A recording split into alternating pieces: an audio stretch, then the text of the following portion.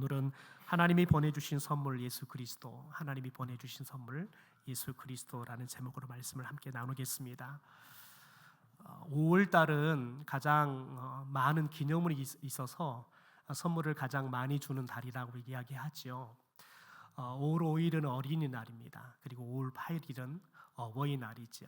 그리고 5월 15일은 스승의 날입니다. 그리고 5월 세 번째 월요일은 성년의 날입니다. 이제 20살이 되어지는 아이들이 성년이 됐다 해서 아이들에게 향수나 또 장미나 아니면 또 여러 가지 선물들을 선물로 주는 성년의 날이 있습니다. 올해는 보니까 스승의 날과 성년의 날이 15일로 같더라고요. 그리고 5월 21일은 두 사람이 하나가 되는 날, 무슨 날일까요? 네, 부부의 날입니다. 부부의 날. 보니까 5월 달은 5번이나 이렇게 기념일이 있어서 선물을 가장 많이 주고 받는 달입니다. 여러분, 선물을 준다는 것도 기쁘고요, 또 선물을 받는다는 것도 기쁜 것 같습니다. 그런데 우리들이 선물을 받을 때 선물 그 자체도 참 기쁘지만, 받는 것이 기쁘지만, 선물을 받을 때 정말 기쁜 건 뭐냐면 내가 받고 싶었던 선물을 상대방이 어찌 그걸 알고 선물해 주면 정말 마음이 얼마나 기쁜지 모르잖아요. 보니까 우리 아이들 요즘 이번에 우리 아이들에게 어떤 선물을 받고 싶냐 조사했더니 아이들이 가장 받고 싶은 게 스마트폰, 그리고 애완견, 부모님들이 가장 주기 싫어하는 것을 가장 받기 원하더라고요. 여러분, 그런데 그런 아이들한테 홍삼정 선물을 준다 그러면 아이들이 그 선물을 뜯어보고는 어떻겠습니까? 아마 던져버릴 겁니다. 여러분, 그에 반해서 이번에 우리 어버이날 선물을 가장 많이 받고 싶은 게 뭐냐? 이게 두 가지가 나왔더라고요. 매년마다 가장 1등으로 나오는 게 뭐냐면 뭐니 해도 현금이 제일 좋다고 그러시더라고요. 그 다음에 요즘 떠오르는 게 뭐냐면 안마의자랍니다. 안마의자. 여러분, 그런데 현금을 바라고 안마의자를 바라시는 어른들한테, 여러분, 만약에 여러분들이 게임기를 사다 준다 그러면 어르신들이 뭐랄까요? 쓰잘데기 없는데 돈을 썼다고 그러겠죠. 여러분, 그런데 어머니에게 우리들이 현금이나 아니면 상품권들을 사가지고 선물로 드리면 대부분의 우리 부모님들은 그래요. 야야, 돈도 없으면서 뭘로 이렇게 가져왔냐, 그러면서 얼른 호주머니 넣어버리죠. 여러분, 선물은 이렇게 그 사람이 받고 싶은 걸 줄 때 그 사람 마음을 더 기쁘게 하는 겁니다. 그래서 우리들이 선물을 할 때에는 뭘 선물하면 좋을까 참 고심이 많죠. 우리 권사님들이 오늘 새 가족들을 맞이할 준비를 하면서 또 우리 어르신들 선물을 준비하면서 뭘 준비할까 굉장히 오랜 시간 동안 막 이야기도 나누시고 고민도 많이 하시다가 준비한 선물이에요. 그러니까 여러분이 에게 이거 그러지 말고요, 아유, 우리 권사님들이 이걸 준비하려고 얼마나 고생하셨을까, 또 얼마나 고민하셨을까, 그런 마음으로 받으신다 그러면 여러분에게 큰 기쁨이 될 줄 믿습니다. 여러분, 그런데 오늘 말씀을 보니까 하나님이 우리를 위해서 선물을 주셨다라고 이야기해요. 여러분, 그런데 하나님께서 우리에게 주신 선물이 뭐냐? 예수 그리스도다. 우리 16절의 말씀을 같이 한번 읽어볼까요? 같이 읽죠. 시작. 하나님이 세상을 이처럼 사랑하사 독생자를 주셨으니. 네, 그렇습니다. 여기까지요. 자, 하나님께서 우리에게 무엇을 주셨다고요? 독생자를 주셨대요. 그런데 왜 하나님이 우리에게 뜬금없이 선물을 주셨을까요? 우리 기념일도 아닌데 왜 하나님께서는 우리에게 선물을 주셨을까요? 보니까 하나님이 세상을 이처럼 사랑하셔서 우리에게 선물을 주셨대요. 여러분, 그런데 여기서 중요한 게 뭐냐면 하나님이 우리를 얼마나 사랑하셨냐, 이처럼 사랑하셨다는 거예요. 이처럼 사랑하셨다. 그러니까 하나님이 우리를 얼만큼 사랑했는데 이처럼 사랑했느냐, 이처럼을 이렇게 말합니다. 독생자를 주셨다. 독생자이신 하나뿐이 없는 아들 예수님을 우리에게 주셨다라고 이야기해요. 여러분, 세상에 어떤 부모가 아무리 사랑한다고 그 사람을 위해서 자신의 하나뿐이 없는 아들을 줄 사람이 있겠습니까? 자신이 아무리 사랑해도 자신의 신장 하나 떼어주는 것은 할 수 있어도, 자신의 간의 일부를 떼어주는 것은 할 수 있어도 자신의 하나뿐이 없는 아들을 준다는 것은 있을 수가 없지요. 예전에 우리 어르신들은 집안에 특별히 큰 형님이 아이를 못 낳으면 둘째 아들이나 셋째 아들이 또 아이를 낳으면 이제 큰 형님에게 양자로 또 이렇게 보내서 집안의 대를 잇기도 하지요. 여러분, 그런데 또 그렇게라도 이렇게 해서 대를 이어가는데 실은 그것이 주는 부모의 입장에서는 어쩔 수 없이 집안을 위해서 그렇게 하지만 큰 아픔이죠. 평생 잊을 수가 없는 거죠. 죽이려고 보내는 것도 아니고, 어떻게 보면 예전에는 우리는 제일 큰 아들이 그래도 재산도 제일 많이 받았으니까 그래도 제일 부유하게 살잖아요. 그 말은 아들을 준다는 것은 내가 키울 때보다 더 좀 부유한 환경에서 키울 수 있는 그런 형님의 집으로 보낸다는 것도 되게 되지만, 그럼에도 불구하고 여러분, 아들을 준다는 것은 아픔입니다. 정말 큰 아픔이죠. 여러분, 그런데 특히 하나님께서는 저와 여러분을 사랑하셨다는 거예요. 얼만큼 사랑하셨냐면 그분의 하나뿐이 없는 아들을 우리를 위해서 줄 만큼 사랑하셨다는 거예요. 여러분, 그게 이처럼 사랑하는 하나님의 사랑이에요. 저는 고등학교 2학년 때서야 하나님을 알았습니다. 그 전에는 단 한 번도 교회를 딱 초등학교 2학년 때 한 번 가보고 한 번도 교회를 가본 적이 없습니다. 왜냐하면 단 한 번도 저에게 예수님에 대해 소개해 준 사람이 없었기 때문에 그렇습니다. 또 크리스마스가 되어도 저에게는 크리스마스는 의미 없는 날이었습니다. 왜냐하면 빨간 날이지만 오히려 더 많은 일들을 해야 할, 그냥 학교 안 가는 날은 새벽부터 일어나서 들어가서 일을 해야 될 날이기 때문에 오히려 성탄절은 저에게는 별로 맞고 싶은 날이 아니었죠. 여러분, 그런데 제가 고등학교 2학년 때 예수님을 만나고 보니까요, 여러분, 성탄절이 저에게는 가장 큰 축복의 날이었더라고요. 여러분, 그런데 그걸 알기까지는 그날이 나에게 축복의 날이 아니라 내가 더 다른 날보다 고되게 일을 해야 할 더 힘든 날, 이렇게뿐이 생각이 되지 않았다는 거지요. 여러분, 그런데 한번 생각해 봅시다. 하나님께서는 우리를 사랑하셔서 그분의 하나뿐이면 아들을 줄 만큼 우리를 사랑하셔서 예수님을 보내주셨대요. 그런데 여러분, 과연 우리가 그런 하나님의 사랑을 받을 만한 그런 자격이 있는 사람들이었냐는 거예요. 하나님께서 예수님을 우리에게 보내주시면서 뭐라고 말하냐면 우리의 모습을 그렇게 말합니다. 아직 우리가 죄인이었을 때 하나님께서 우리를 사랑하셨대요. 우리가 아직 죄인인데 여전히 죄를 짓고 살아가고 있는데 하나님이 우리를 사랑하셔서 내가 너희들을 얼마나 사랑하는지 내가 너희들에게 좀 보여주고 싶어. 그래서 그 하나님의 사랑을 우리에게 보여주기 위해서 그 사랑의 증거로 예수님을 우리에게 보내주셨다는 거예요. 그러니까 하나님이 우리를 사랑하는 것은 보통 우리들이 내가 사랑할 만한 사람, 내 자식이기에, 내 남편이기에 이렇게 사랑할 만한 어떤 조건이나 자격이 있을 때 우리는 사랑하지만 하나님은 우리가 사랑할 만한 단 하나의 조건도 없어요. 더군다나 여러분, 하나님은 죄에 대해서는 가장 미워하시고 중요하시는 분이세요. 그렇습니다. 우리가 여전히 죄를 짓고 살아가고 있는 죄인이에요. 그런데 하나님 우리를 사랑하셨대요. 우리가 죄를 짓고 있을 때 하나님께서 우리를 사랑하셔서 예수님을 보내주셨대요. 여러분, 그러니까 우리는 때로는 하나님의 사랑에 대해서 이해할 수가 없지요. 또 하나님의 공의에 대해서 알게 되어지면 더군다나 더 이해할 수 없습니다. 하나님 어떻게 죄를 그렇게 미워하시는 분이 아직 우리가 죄인이었을 때 우리를 사랑하신다고, 더군다나 우리를 사랑하셔서 예수님을 보내주셨다는 말이냐, 하나님 말이 좀 맞지 않는 것처럼 느껴집니다.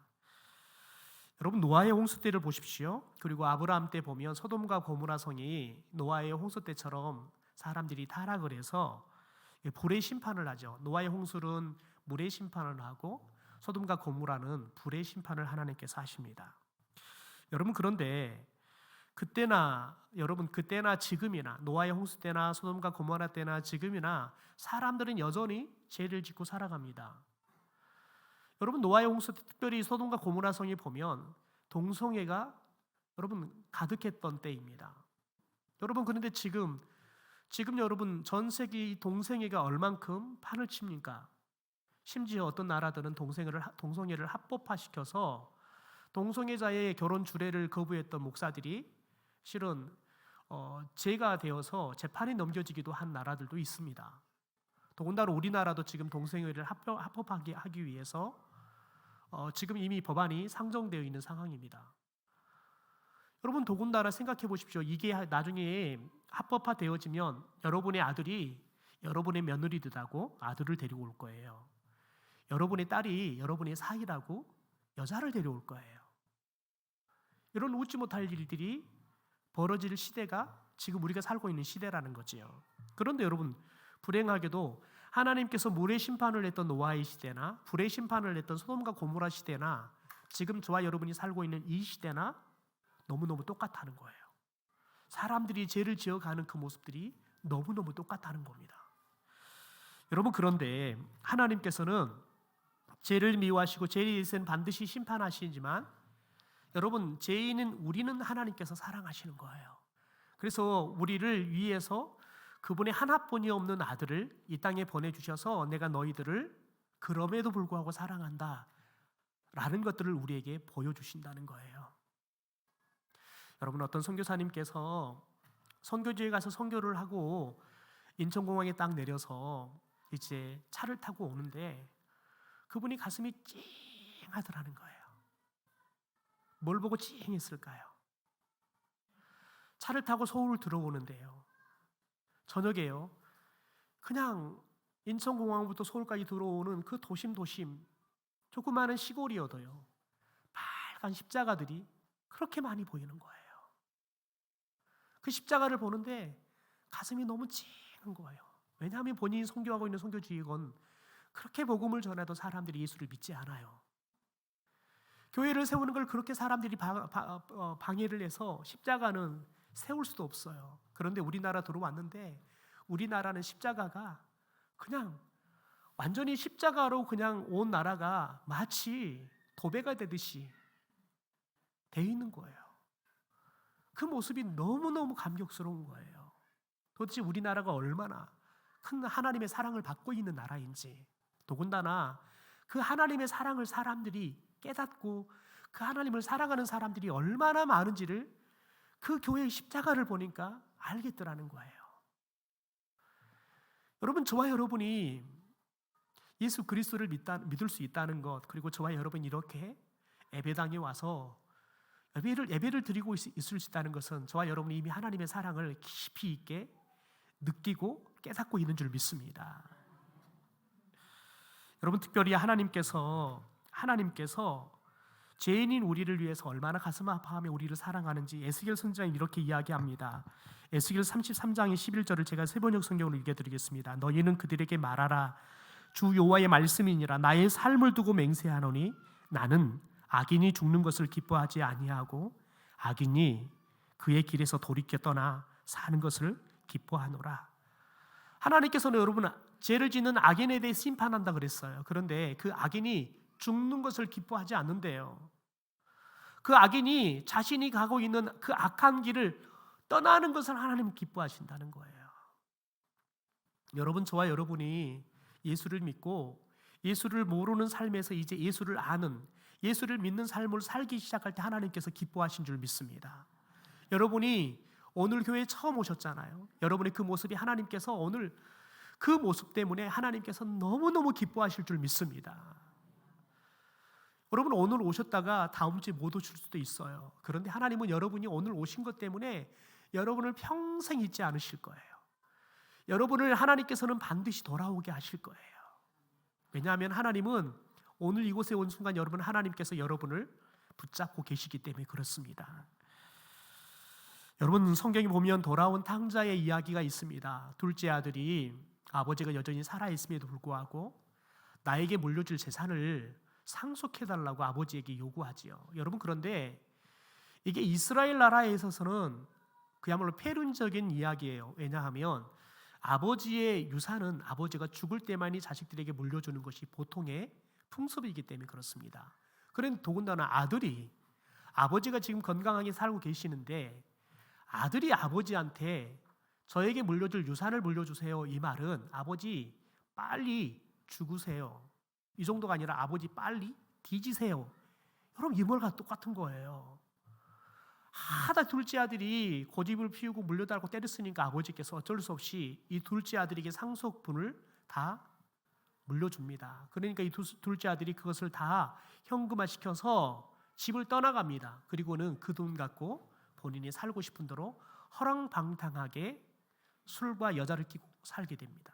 그러다 얼마 지나지 않아서 결국은 돈들을 다 탕진하지요. 그런데 여러분, 그 둘째 아들이 자신도 낯짝이 있죠. 이제 돈이 없으니까 여러분, 돼지 막사에 취업이 돼가지고 돼지들을 치는 일들을 합니다. 그런데 못된 주인을 만나서 주인이 밥도 잘 안 줍니다. 그러니까 돼지에게 먹이를 주다가 돼지에 먹인 이 쥐염 열매를 먹고 배를 채우는 일들을 합니다. 그러니 여러분, 생각해 보십시오. 배가 고플 때마다 우리 아버지 집에 가면 먹을 게 참 많을 건데 이 생각이 드는 겁니다. 너무 배가 고프니까 나중에는 어떤 생각을 했냐면, 내가 우리 아버지한테 가서 이제는 내가 아들이 아니라 아버지 종으로 나를 좀 채용해 달라고 그렇게 말을 해서 내가 아버지 집에 좀 들어가서 살면 안 될까라는 생각을 하지요. 여러분, 그런데 아버지는 둘째 아들이 그렇게 배은적인 행동들을 하고 재산들을 다 가지고 집을 나가는 그날부터 문을 열어놓고 아들을 기다리고 있는 겁니다. 아들을 기다리고 있는 거예요. 여러분, 보통의 사람 같으면 아들이 그런 말을 하고 그렇게 재산을 가지고 나가면 네가 잘 되는가 보자, 들어오기만 해봐라, 내가 너를 받아주는가 보자, 여러분, 이런 정말 여러분 분노하는 마음들, 또 아들을 저주하는 마음으로 여러분 사람들은 살 수 있습니다. 그런데 부모는 그렇지 않다는 거예요. 여러분, 그 아들이 나중에 다 거지가 되어서 여러분 돌아옵니다. 그런데 아버지가 그 아들을 신도 신지 않고 뛰쳐나가서 깨안습니다. 그리고 그 아들을 위해서 집에 있는 짐승들을 잡고 잔치상을 준비해서 온 동네 사람들을 불러다가 함께 아들이 돌아온 것을 기념하면서 여러분 축복을 보립니다. 그리고 그 아들에게 가락지를 선물해 주고요, 그 아들에게 새로운 옷도 선물해 주고요, 그렇게 기뻐하지요. 여러분, 그게 하나님의 사랑입니다. 저와 여러분이 어떤 모습으로 살다 왔든 그건 상관없습니다. 하나님은 여러분이 오기 전까지 죄를 짓고 왔다 할지라도 하나님은 여러분이 온 것 그 자체로 하나님은 충분히 기뻐하고 계실 줄 믿습니다. 여러분, 그런데 문제는 뭐냐면 예수님께서 우리를 위해서 이렇게 하나님께서 예수님을 우리를 위해서 선물로 보내주셨는데 사람들이 모른다는 겁니다. 그러면 어떻게 될까요? 16절 하반부에 보니까 이런 말씀이 나옵니다. 이는 그를 믿는 자마다 멸망하지 않고 영생을 얻게 하려 하십니다. 이 말은 뭐냐면 예수님을 믿지 않으면 사람들은 죄로 인해서 멸망한다는 거예요. 영원히 상하는 것이 아니라 지옥에서 영원히 죽는 삶을 살게 된다는 거예요. 여러분, 우리가 예수 그리스도라는 가장 귀한 선물을 받지 않으면 멸망을 당한다라고 이야기해요. 그런데 여기서 멸망하다라는 말을 헬라의 동사 원형으로 보면 아폴루미라는 말입니다. 그런데 이 말은 어떤 의미가 있냐면 죽는다, 또 파괴된다, 잃어버린다라는 뜻이 있습니다. 그러니까 여러분, 저와 여러분이 사람은 다 태어나면 죽어요. 왜냐하면 성경이 모든 사람은 다 죄를 범했다라고 이야기해요. 의인은 없나니 한 사람도 없다 그래요. 사람은 다 죄인이에요. 그래서 사람은 다 죽는 거예요. 그래서 사람들은 죽음 앞에 두려운 거지요. 왜냐하면 죽음은 죄에 대한 벌이기 때문에 그렇습니다. 그리고 여러분, 사람들은 파괴합니다. 여러분, 파괴하게 돼 있어요. 사람의 삶이 여러분 자신의 삶을 세워갈 것처럼 보이지만 자신의 삶을 파괴해요. 여러분, 사람들이 가장 자신을 파괴하는 게 뭔지 아십니까? 자신의 마음을 쉽게 파괴하고요, 동시에 자신의 몸을 파괴해 갑니다. 우리 어르신들한테 제가 그렇게 이제는 내 몸을 좀 농사 짓듯이 잘 보살피세요 그래도 가서 농사 짓느라고 골병이 드세요. 자기 몸을 파괴시키고 있다고요. 무엇을 위해서요? 돈을 벌겠다고요. 그런데 왜 돈 왜 벌습니까? 행복하게 살려고 벌어요. 그런데 여러분 생각해 보세요. 내가 건강을 잃어버리면 수만금을 가지고도 행복할까요? 행복하지 않습니다. 그런데 우리는 내 몸을 자꾸 행복하겠다고 내 몸을 파괴하고 있어요. 아이러니하지요. 여러분, 또 사람은 잃어버리대요. 하나님께서는 하나님의 자녀였던 우리들이 집을 나가버렸대요. 그래서 잃어버린 바 되었다. 그래서 예수님께서 이 땅에 왜 오셨느냐? 잃어버린 영혼을 찾기 오셨다는 거예요. 오늘 교회에 처음 오신 여러분은 하나님께서 잃어버린 하나님의 자녀였던 여러분이 하나님의 집에 돌아온 거예요. 그래서 하나님께서 여러분 때문에 기쁜 거예요. 교회 다니고 있는 저 때문에 기쁘기도 하지만 오늘 처음 여러분이 교회에 오신 것 때문에 하나님은 오늘 여러분 때문에 가장 기뻐하신 줄 믿습니다. 왜냐하면 잃어버렸던 자녀를 다시 찾았거든요.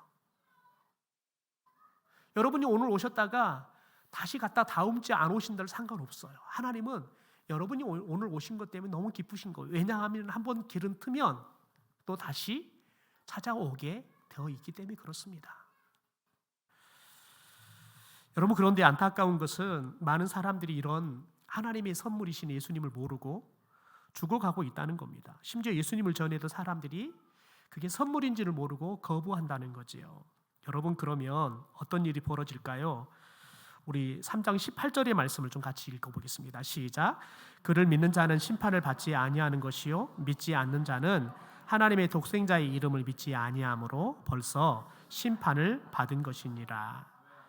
여러분, 19절에 보니까 그 이유를 이렇게, 왜 사람들이 예수님을 보냈는데 모르고 믿지 않고 거부하느냐, 19절에 이렇게 이야기합니다. 제가 읽어드리겠습니다. 그 정죄는 이것이니 곧 빛이 세상에 왔을 때, 그러니까 이 빛이신 예수님이 세상에 왔는데 사람들이 자기 행위가 악함으로 빛보다 어두움을 더 사랑한다라고 이야기해요. 왜 빛보다 어두움을 더 사랑할까요? 우리들이 죄를 지은 사람들의 특징을 보면 알 수 있습니다. 여러분, 죄를 짓는 사람들은 대낮에 할보를 할까요? 깜깜한 어두움에 할보를 할까요? 예, 깜깜한 어두움에 할보를 하죠. 왜냐하면 자신의 죄 짓는 모습들이 들통나기 때문에 그렇습니다. 근데 죄를 짓는 우리들이 빛으로 오셨던 예수님을 여러분, 우리들이 싫어하고 거부하는 이유는 뭐냐면 내 죄가 드러날까 봐 그렇다는 거예요. 여러분, 그런데 죄라는 건요, 드러낼 때까지가 참 마음이 힘들죠. 드러내놓고 보면 가벼워져요. 더군다나 여러분, 하나님께서는 왜 빛으로 오셔서 굳이 우리의 죄를 다 드러나도록 빛으로 비춰주시느냐? 우리 죄를 용서하시기 위해서 그렇습니다. 우리 죄를 용서해 주시기 위해서, 우리 죄에 대해서 심판하시려고 우리 죄를 드러내시는 것이 아니라 우리 죄를 용서하시기 위해서. 그런데 여러분, 용서하려고 그러면 어떻게 해야 되냐면, 내가 죄인 줄 알고 하나님 제가 잘못했습니다 라고 본인이 하나님 앞에 회개해야 하지만 하나님께서 용서할 때 그 용서가 유효한 거예요. 그 사람에게, 여러분, 그 용서가 그 사람에게 유익한 거죠. 그런데 자신의 죄가 죄인지도 모르고 회개하지도 않고 잘못했다는 것을 깨닫지도 못하는 사람에게 용서를 한다고 생각해 보십시오. 그러면 그 사람은 여러분, 바늘도둑이 서도둑되는 사람이 되는 겁니다. 그래서 예수님께서는 저와 여러분에게 예수님을 보내실 때 빛으로 보내셨다는 거예요. 빛이신 예수님이 오셨다. 그래서 예수님이 오게 되면 우리 안에 있는 죄들이 드러나게 돼 있습니다. 아, 이게 죄였구나 알게 되는 거죠. 여러분, 그럴 때 우리들이 죄를 용서받고 그리고 저와 여러분이 하나님의 자녀가 되는 그런 특권을 누리게 된다는 거지요. 그런데 사람들이 죄가 들통날까 봐, 드러날까 봐 빛이신 예수님을 사랑하는 게 아니라 어둠을 사랑하게 된다는 겁니다.